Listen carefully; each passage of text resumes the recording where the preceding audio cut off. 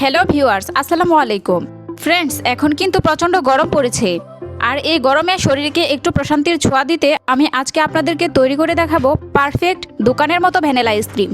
আপনারা যদি আমার রেসিপিটা ফলো করে ভ্যানিলা আইসক্রিমটা তৈরি করেন, তাহলে দোকান থেকে আর আইসক্রিম কিনে খাওয়ার কোনো প্রয়োজনই পড়বে না। আর ভিডিওটা শুরু থেকে শেষ পর্যন্ত দেখলে আপনারা অনেক টিপস জানতে পারবেন। তো চলুন শুরু করা যাক। ভ্যানিলা আইসক্রিম তৈরি করার জন্য আমি এখানে 1 কাপ পরিমাণ ফুল ক্রিম গুঁড়া দুধ নিয়েছি। এখন দিয়ে দিচ্ছি 3 কাপ পরিমাণ পানি।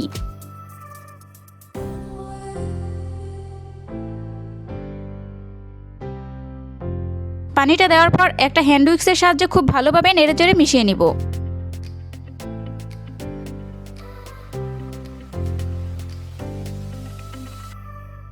এখন কিছুটা দুধ একটা বাটিতে তুলে নিচ্ছি।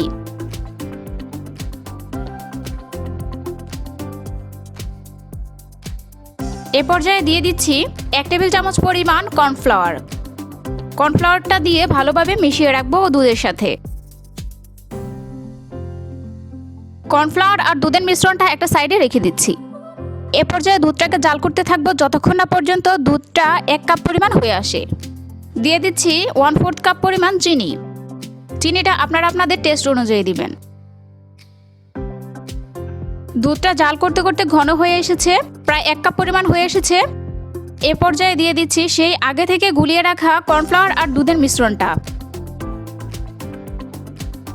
এই মিশ্রণটা অল্প অল্প করে দিতে থাকবো আর হ্যান্ড উইক্সের সাহায্যে নেড়ে নিব। যখন কর্নফ্লাওয়ার মিশ্রিত দুধটা দিব, ওই পর্যায়ে চুলার ফ্লেমটাকে মিডিয়াম টু লো করে দিব।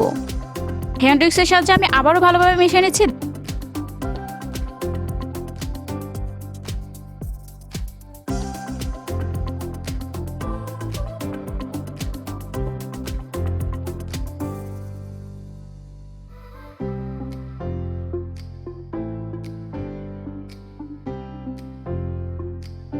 দেখুন এর কনসিস্টেন্সিটা অনেকটা ঘন হয়ে এসেছে।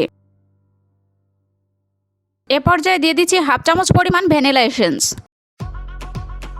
ভ্যানিলা এসেন্স দেওয়ার পর হ্যান্ড উইক্স দিয়ে ভালোভাবে আবারও সবকিছুকে মিশিয়ে নিচ্ছি।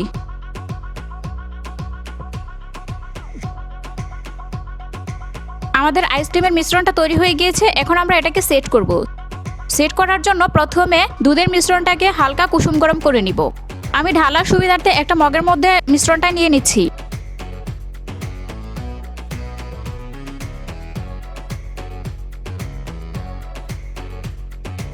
আইসক্রিমটা জমানোর জন্য আমি এরকম একটা মোল্ড নিয়ে নিয়েছি। বাজারে অনেক ধরনের মোল্ড কিনতে পাওয়া যায়।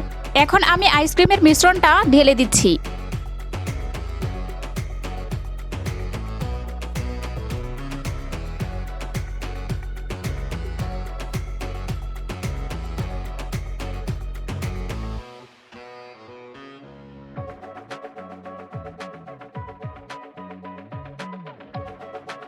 এখন কাবারগুলো দিয়ে দিচ্ছি।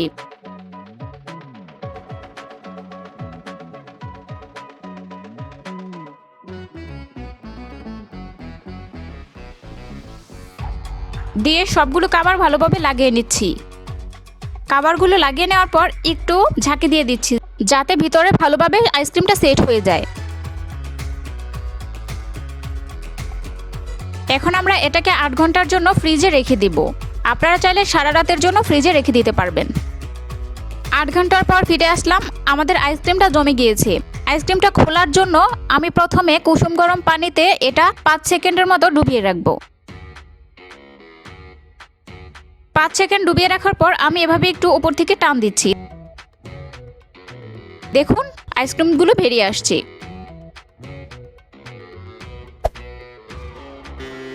আমি আইসক্রিমগুলো সার্ভ করছি। দেখুন একদম দোকানের মতো পারফেক্ট আইসক্রিম তৈরি হয়ে গিয়েছে। আপনারা আইসক্রিমগুলো এভাবে তৈরি করে যদি এটাকে চকলেটের মধ্যে ডুবিয়ে নেন, তাহলেই তৈরি হয়ে যাবে চকবার আইসক্রিম। দেখুন দেখতে কতটা লোভনীয় হয়েছে। ভিডিওটি ভালো লেগে থাকলে অবশ্যই লাইক, কমেন্ট এবং শেয়ার করে আমাদের পাশে থাকার অনুরোধ রইল। আল্লাহ হাফেজ।